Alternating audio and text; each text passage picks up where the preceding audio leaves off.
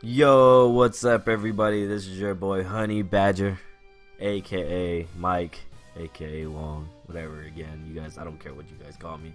I just know I'm fucking 0-2 this week. All right, here we are back with our week 2 video write up. I can't even say write up, can I?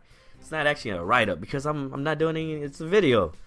All right, so I'm just gonna recap how our week went for our Boss Thinks We're Working League. All right, boys. Hope you guys are ready. Hopefully, you guys have some time to sit down and listen to basically my podcast. Right. All right. Let's go over some easy details. Here we go. Let's go over the standings. Currently, we got Bird Gang doing it up right now. He's 2-0 this season. Man, it started off great. 2-0 is a good spot to be in. There's only two other teams that are 2-0. So Bird Gang, great week again for him. He came back Monday night doing it big against one of the top players. Where is he? Bird Gang facing Knuckleheads, which was up pretty big. But let me go ahead and go through the standings real quick. We got Colts Nation in second place in the Elite Division, beating me this week. Nice job. Suck Me taking his first win of the year against... No, taking a loss. Excuse me. I'm getting this confused. Suck Me lost this week to Dropout. Dude, I remember Suck Me saying he was going to go 3-0 guaranteed. I don't know what happened. But anyways, Dropout with that first win this year against Suck Me. Putting them in the 4th place in the Elite Division. Then you got Knuckleheads coming off a loss, putting them in the 5th position or 5th rank at the Elite Division. And then you see me 0-2. That's right, I'm 0-2, baby. 0-2 and ranked 11th. Anyways, let's go down to the Champions League. We got Mr. Blitzbird starting off hot, 2-0, scoring 420 points as well. My goodness. Then we got Varsity Waterboy, who also made some comebacks this year already, 2-0. All right, then we got Weak Sauce, which dropped down from leading the division to 3rd place in the division. Then you got Big Daddy Texans with the comeback victory. King Red Zone is 0-2 and popping for Skittles. Who would have thunk it, huh? Popping for Skittles, sitting at 0-2. My goodness. Again, it's only 2 weeks in. We still got a long season ahead. Anything can happen. I remember Bird Gang coming out from last place, making it into playoffs with the last seed, winning the last few weeks in a row, man. And he just ended up winning the championship that year. That was like 2 years ago, I believe. So I can just click right here. Yeah, it was 2 years ago. 2016 is when he did it. Oh, man. Crazy. All right. Also want to look at some of these trades that happened over the weekend. Alright, so our recent trade between Big Daddy Texans and Weak Sauce. Alright, so Big Daddy Texans traded to... Oh yeah, so he receives Jimmy Graham, Duke Johnson, Julian Edelman, and Aaron Jones. I don't know what Mr. Weak Sauce was doing. Aaron Jones, he's supposed to be coming back from a suspension, and he's going to be a lead back. He did really well last year when he was able to start. So this guy, I'm hearing talks about him being a 2nd rounder next year. That's how good this dude is. So Aaron Jones, RB1. I couldn't believe it whenever I saw this. Then he's also getting a wide receiver, wide receiver 1, and Julian Edelman when he comes back from suspension. I wonder when the suspension is. October 4th. So the 5th week he'll get Edelman back. Then you got Duke Johnson. And then you also got Jimmy Graham, which all he does is catches touchdowns. Excuse me. So Weak Sauce receives Travis Kelce, which went off this week. Royce Freeman. It's been a lot of talk about him being the starter, but I just don't see it, man. I just see him getting less and less touches every week. Kenny Stills, Keelan Cole. Oh man, Weak Sauce. It's my opinion, to be honest. I think you lost this trade. I don't know what you were thinking. You have a solid team. And I don't know, man. All right. Next trade that happened was Big Daddy Texans again with Suck Me. All right, this happened earlier in the week. Travis Kelce, Big Daddy Texans received Travis Kelce, Sony Michel, and Kenny Stills. Suck Me received Jamal Williams and Adrian Peterson. Wow.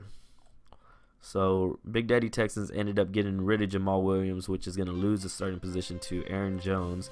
and he got rid of Adrian Peterson, which blew up in week 1, and he went off of that and traded away while he was hot, I guess, to a Suck Me team that needed running backs. So Suck Me, I see he needed these 2 running backs right now to help him out, but still took the loss today or this week. So I just don't know. Giving up Sony Michel while watching Sony Michel against the Jags this Sunday. Notice that he's a pretty good back, man. He might get most of the carries, but again, it's New England. They're a running back committee. It's always been a committee unless there's a proven running back in Bill Belichick's offense. So Travis Kelce was a good pickup, but he already traded him away. So I think Suck Me won the trade these next few weeks, but I think Big Daddy Texans will win the trade obviously down the road, which use Kelce as a trade piece. All right, I wanted to go into the transactions. The waiver pool. Let's look at the waiver pool. All right, we're gonna go ahead and look at the week 3 projections for offensive ranked players. All right, these are the players that are projected. You got Ryan Fitzpatrick, which is doing big things. He's already scored almost 90 points his first week, 73 his second week. This guy is not no fluke, guys. He's on a good offensive team. He's doing it big, especially against the Pittsburgh Steelers next week on a Monday night game. He might ball out again. He might just ball out again. This dude has been incredible. He's in the waiver pool. I'm sure somebody's going to pick him up. Man, I don't know. Fitzpatrick. If someone needs a quarterback like I do, I don't know if I could pick him up, though, man. Just for 1 week. I don't know if he'll lose. He should be losing the starting quarterback role to Jameis Winston week 4. So we'll see.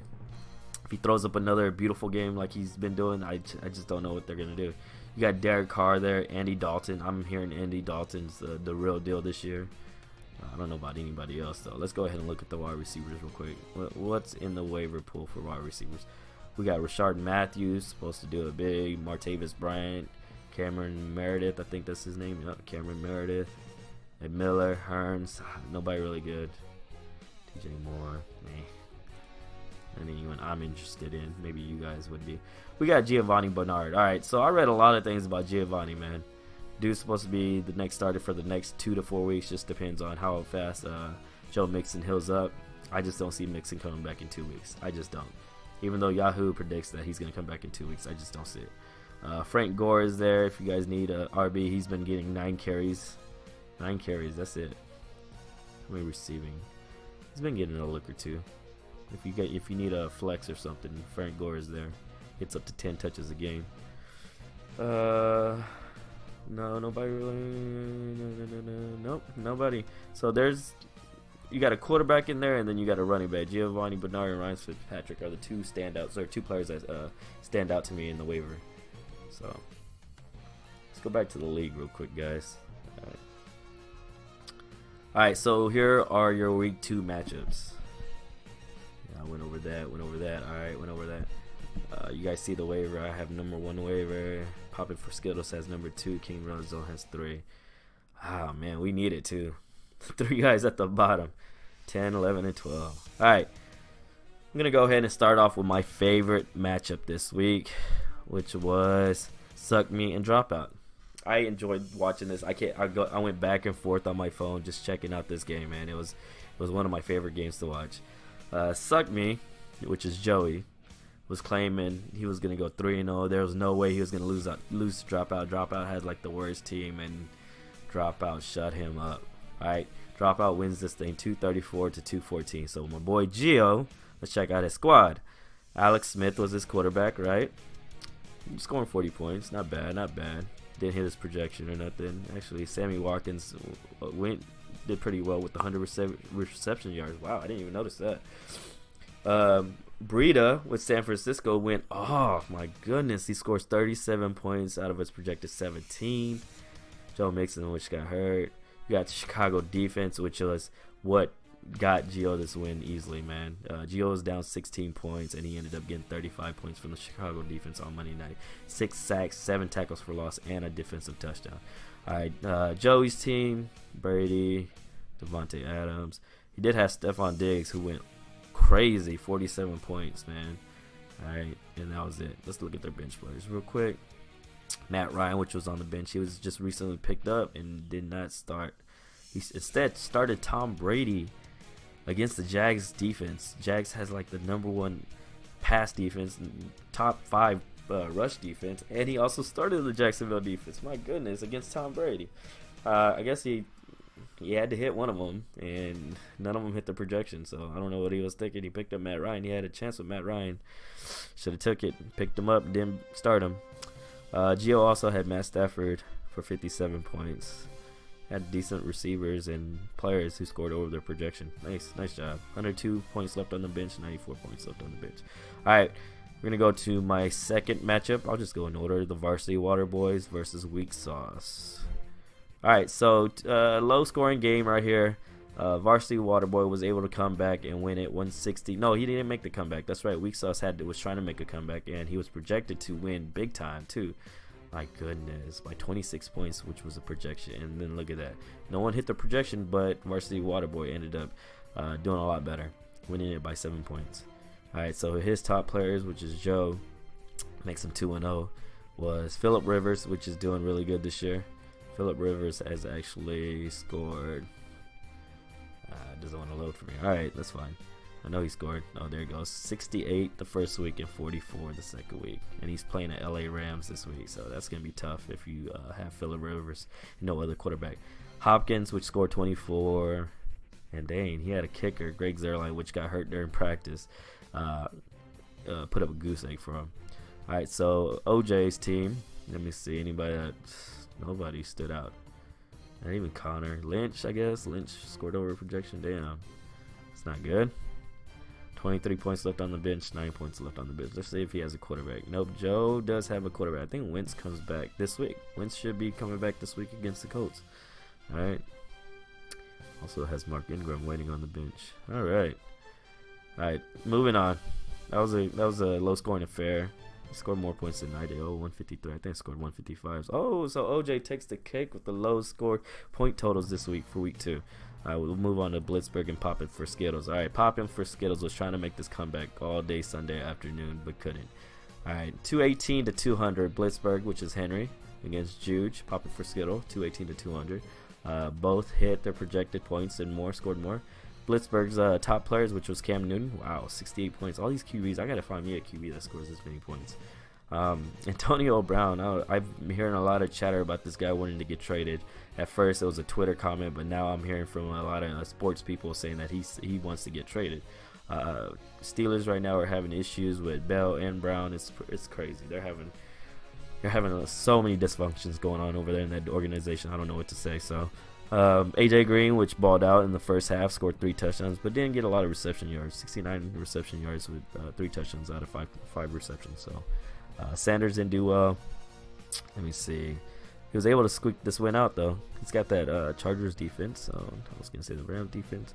Goff on the bench with 44. He made the right moves. Starting Newton at Atlanta. All right, so Skittles.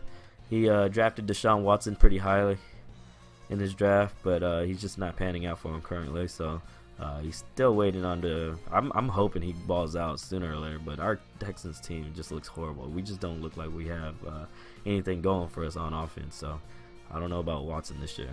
Tyreek Hill, that's a real good player. He's gonna get his touches. He's gonna get his touchdowns. Cooks finally did something. 159 yards, scoring him 33 points. Again, no. Saquon Barkley, he's been consistent.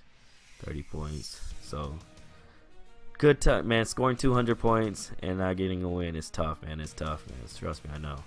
All right, no points left on the bench, really. All right, moving on. Let's go to Bird Gang and Knuckleheads. This is one of the top matches this past week. I liked it a lot. I saw Bird Gang losing, but I knew already what he did to me last week. Make that incredible comeback with Todd Gurley. There was no doubt he was gonna make that comeback, and I knew he was gonna fight back this week against Knuckleheads. I thought Knuckleheads had it in the bag, but I already knew there's no. Just wait. We had to wait till Monday finished, and let's see who played on Monday for him. It was Tyler Lockett and Seattle and Burton over here, Trey Burton, which scored some points for him. All right, so Bird Gang wins it 192 to Knuckleheads 187. So Justin I call him J-No, so if you guys didn't know that. J-No versus Chris. J-No doesn't score 200 plus points like he did last week against me, but he didn't need to because Knuckleheads only scored 187.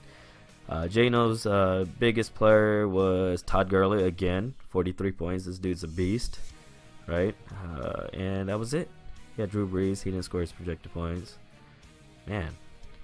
Knuckleheads had Aaron Rodgers didn't even do that against Minnesota's D, man. That's tough. Minnesota has a top-ranked defense. All right. Christian McCaffrey did well for him. All right, that was it. It's a close game, though. 187-192. It could have just anything could happen. Who did it? Tyler Lockett ended up catching a touchdown, and Trey Burton ended up catching a touchdown, which helped Bird Gang out. Will Fuller on the bench scoring 26 points. This dude, when he plays with Deshaun Watson, he gets his catches. He had 8 catches his first game back. All right. And 22-14. That's it. Dez Bryant. He's holding on to Dez Bryant, thinking Dez Bryant's going to come back soon. Let's see. What do they say about Dez Bryant? There's some reports the Browns are still not certain on agents. Dez Bryant wants to play football. Bryant to the Browns should once again be a hot topic, with Cleveland deciding to move on from Josh Gordon. We'll see about that. Josh Gordon did get traded to the Patriots this week, so they're going to be looking for a wide receiver, and Dez Bryant might be that guy. But still, they got Tyrod Taylor, which is a decent quarterback. It's just not a top-tier quarterback in my eyes as a passing quarterback. All right, we're going to move on to Big Daddy Texans versus King Red Zone. All right. Big Daddy Texans, 227 to King Red Zones. This is the closest game of the week. Big Daddy Texans ends up winning this game by 2 points, making a comeback at the end on Monday night. I believe it was Monday night that he came back. Yeah, he had Allen Robinson, which needed to score him 16 points, and he ended up scoring 18 to win by 2. So, good pickup right here. Patrick Mahomes, dude's balling out right now with 11 total passing touchdowns. That's right, 6, 7, 8, 9, 10. Oh, 10 total passing touchdowns, 6 this week and 4 last week. He had 5 total touchdowns last week, so 1 for a rush. So he has a total of 11 total touchdowns. Guy is gonna just do big things, scoring 53 and 69 first 2 weeks. There's your star quarterback right there. You got Odell Beckham, didn't do jack squad against Dallas. My goodness, 9. Robinson 18, 20. Galladay, good pickup. Gordon, consistent. All he does is score touchdowns. Then you got Travis Kelce, which was traded to him, and he already traded Kelce away, scoring him 30. He picked up a kicker who got him -3 points. That almost cost him right there. Easy, which runs King Red Zone. Look at this. Kirk Cousins scoring 80 god dang points, man. Kirk Cousins. This dude is legit. 425 passing yards for 4 passing touchdowns. My goodness. You got Adam Thielen. I remember easy picking Thielen up last year. This dude's consistent as well. All he does is catch passes. He caught 12 catches last week. 131 reception yards with 1 touchdown. Kareem Hunt, mediocre play, 75 rushing yards, had 1 touchdown. Hyde, 20, 17, 13. So when you're scoring 225 and you take the L, it's tough, man. It's a tough loss, but it's good to see your players balling out like that. You know what I mean? So you got high hopes for them all season. On the bench, you got Garoppolo, Cole, Sony Michel, 11 to 64. All right, not bad. Ryder takes this one, or Big Daddy Texans takes this one by 2. All right, last matchup was me, Honey Badger, versus Coach Nation, which is Cameron. We were both 0-1, and I take the L big time. I got smashed by almost 100 points. My goodness, 155 to 241. Coach Nation had a player that balled out as well, Ben Roethlisberger, scoring 84 goddamn points against the fucking Chiefs, fucking me up, pissing me off. All right, T.Y. Hilton did better than his projection. Juju Smith-Schuster, 32 points, balled out. I actually picked him up in all of my daily fantasy this past week. I knew he was going to ball out. Corey Davis, man, when I was watching the game live, this dude is big. He's going to be a superstar if he gets the right quarterback to throw it on. But he had a fumble. That's why his points are a little bit lower. Ezekiel Elliott didn't hit his projection, but still a consistent player. That's always going to score you 20 points with all the rushes and receptions and everything. Tavon Coleman, 23 points. Did well. So, good team. Scored a lot of points. This is Ben Roethlisberger. Scored him almost 85 points. My team, I started Case Keenum for some reason because I thought Russell Wilson was going to do bad, and look at that. I was right about Russell Wilson, only scoring 18 points, but I ended up grabbing Keenum, which didn't do really much for me. Didn't even hit his projection. Michael Thomas did all right. Demaryius Thomas, I don't know what Keenum's. I don't know, man. Keenum needs to start throwing the ball to this guy. Cobb went off for me last week, and again, I started him against the Vikings defense. I don't know what I was thinking. Kamara did his projection. Chris Thompson's consistent. Actually trying to trade Chris Thompson right now. I'm looking for trades. Ended up picking up this dude, Jay Smith, which Jonnu Smith is taking over for Delaney Walker. Dude didn't jack squat. Yeldon didn't do crap for me either. Butker, man, they were just throwing touchdowns left and right. There was no field goals. He made 6 freaking point after touchdowns. My defense lost to Tampa Bay. I should have known. Had Deshaun Jackson on the bench, Kerryon Johnson on the bench. He had Robert Woods, Rashad Penny. All right, nobody really on the bench for either team. So, I suck. All right, so let's go on to week 3 matchups. All right, week 3 matchups. All right, I'm playing against again a hard player to go up against. He's already projected for 200. I'm projected at 182. Big Daddy Texans, against his rival, Popping for Skittles. This is a good match I'm going to be watching. Big Daddy versus Popping for Skittles. My bad. Popping for Skittles. I don't know why I said Skittles. Bird Gang, trying to keep going with the 2-0 record, trying to stay 3-0 against Suck Me. Suck Me's trying to go off his big win against, or his terrible loss to, keep getting you confused with Dropout, but tough loss to Dropout. He's trying to get this mojo back, trying to get this win against Bird Gang. Blitzburg, which is 2-0, is against another 2-0 team, so we're gonna lose one of these teams is gonna get a loss in their records. So this is gonna be a match to watch. I'm already liking this week. Colts Nation versus Dropout. Colts Nation is projected to score a shit ton of points again against Dropout. King Red Zone, which is 0-2 versus Weak Sauce, another opponent in his division. Weak Sauce projected 205, the highest currently projection so far this week. All right. So those are your matchups. Those are your standings. I wanted to go over this real quick. Look at this dude. At first, whenever I saw this picture on Facebook, I really thought it was Conor McGregor. I had to listen and read and was wondering why the Tampa Bay's. But this is actually Ryan Fitzpatrick, dude. Looking like Conor McGregor. All right, so these are your top pickups or your top players for the week. I was rating Andy Dalton at quarterback. Then you got Ryan Fitzpatrick. Then you got running backs, Austin Eckler, which is already owned in our league by somebody. Giovanni Bernard, which is in the waivers. I'm most likely going to grab him, I'm not going to lie. Corey Clement, I think someone has him. They're saying this dude's supposed to ball out. I want to just read to you guys. Giovanni Bernard has had 20 touches 8 times in his career. He scored double-digit non-PPR fantasy points every time. He's not just an ad. He's a must-start until Mixon returns. All right, I read that, and I was like, okay. Bernard averages 16 touches per game, filling in for Mixon last season, and ranks amongst the top 20 at his position during that stretch. So I like that.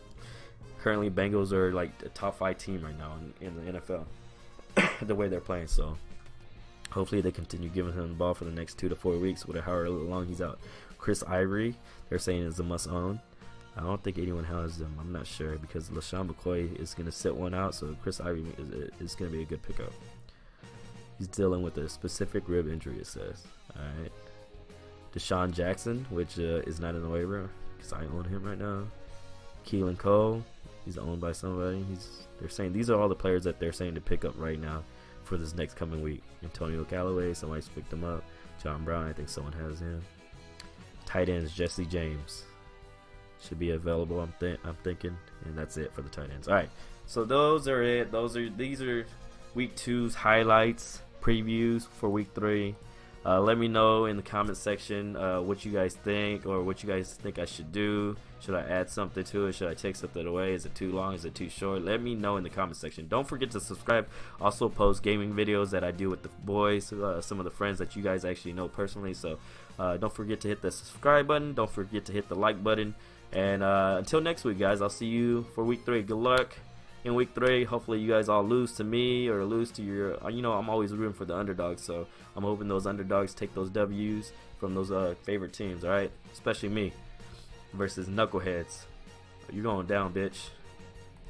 Let me look real quick. Yeah, you're going down. I gotta put a receiver in. You're going down. Oh man, I'm still gonna lose. We'll see. All right. Till next time, I'll see you guys on the next one. Week 3 coming up next week. Good luck. See y'all later.